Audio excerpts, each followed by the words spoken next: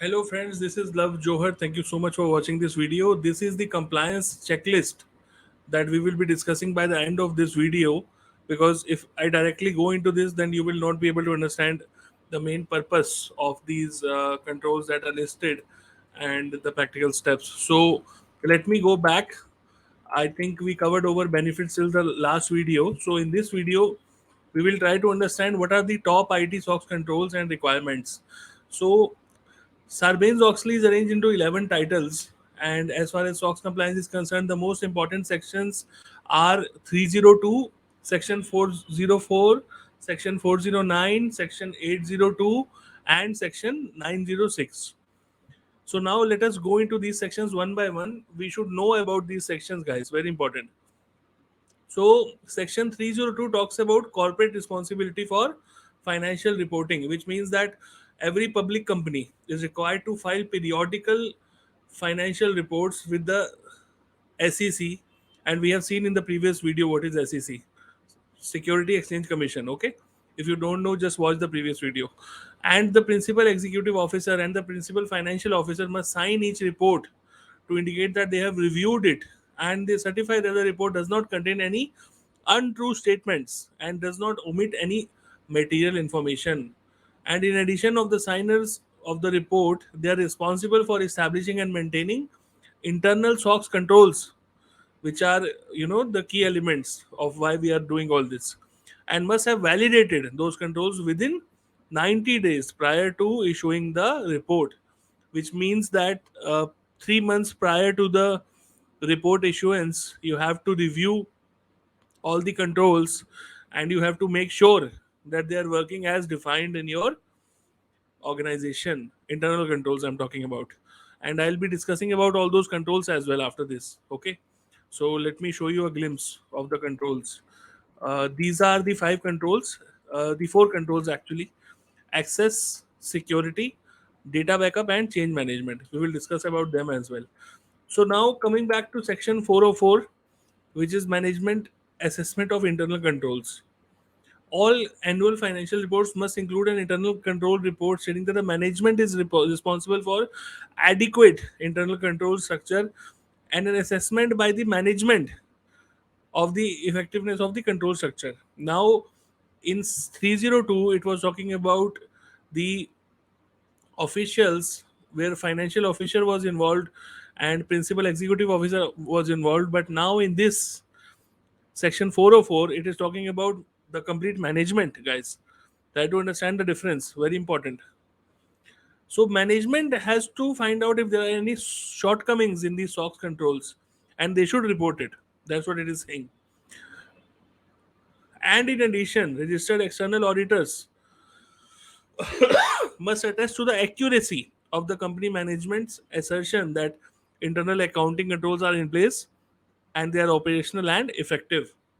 This means that, first of all, in section 404, management has to take responsibility, and after that, a third party auditor, external auditor, must attest to the accuracy of management's assertion, which means that if we take an example, let's say the management has verified that the change management process is working fine, the control is working fine, and they have implemented successfully. But even after that, the story does not end. Even after that, the auditor, external auditor, has has to assess it again, and he has to attest to whether what the management is saying is true or not. Okay, very important. After that, section 409, real time issuer disclosures. Companies are required to disclose to the public in a timely manner any material changes in the financial condition or operations of the company in the interest of the protection of investors and the public. This is, I think, self explanatory. You have to make sure that you are disclosing any changes, any big changes in terms of your company financial situation, so that the investors and the public is aware about the same. Okay, section 409 talks about that. After that, section 802, section 802 talks about criminal penalties for altering the documents. Anyone who knowingly alters, destroys, mutilates conceals, cover up, falsifies, or makes a false entry in any record, document, or tangible object with the intent to impede, obstruct, or influence the investigation or proper administration of matters before the SEC, can be fined or imprisoned for no more than 20 years or both. So, Section 802 clearly identifies the criminal penalties if anyone is found knowingly altering or destroying the documents or doing any kind of modifications in any record for that matter. Okay, very important. After that, section 906. 906 talks about corporate responsibility for financial reporting, and the criminal penalty for certifying a misleading or fraudulent financial report can be, oh my god, up to 5 million in fines and 20 years in prison. So I think this is pretty severe for any organization, guys. Try to understand this very important section 906, clearly identifying what are the repercussions if you are not following the controls properly, guys. Now, what are the controls? Everybody is watching the video, everybody is thinking that we are talking about the controls we talked about in the previous video as well.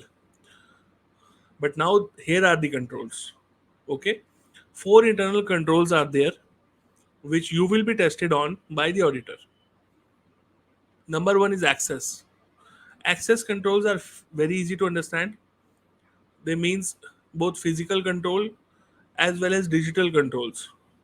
Physical controls securing the perimeter of the organization with doors, badges, locks, file cabinets, and digital controls are electronic controls where you define permissions, where you define access, logical controls in order to make sure that only the people who have access, who require access, who need access, are granted the access for their job. Okay, which is necessary to do their job and nothing else. This is what the least privilege principle, the least permissive access model, is what SOX compliance talks about. After that, it talks about security. Security is in this context means information security, security against data breaches, and any security incidents for that matter. And how you choose to implement this control is up to you. But you have to make sure that you are safeguarding your data because it's talking about data breaches. Okay. After that, it's data backup, the third control, internal control.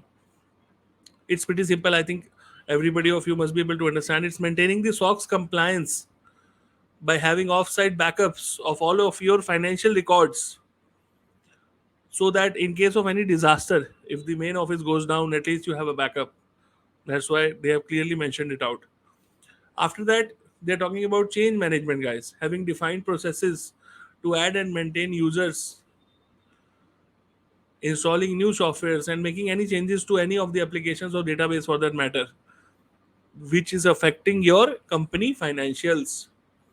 So you have to have a change management process in place so that you can keep a track of each and every change which is happening in terms of database, in terms of any application issues, in terms of any upgradations, in terms of any changes.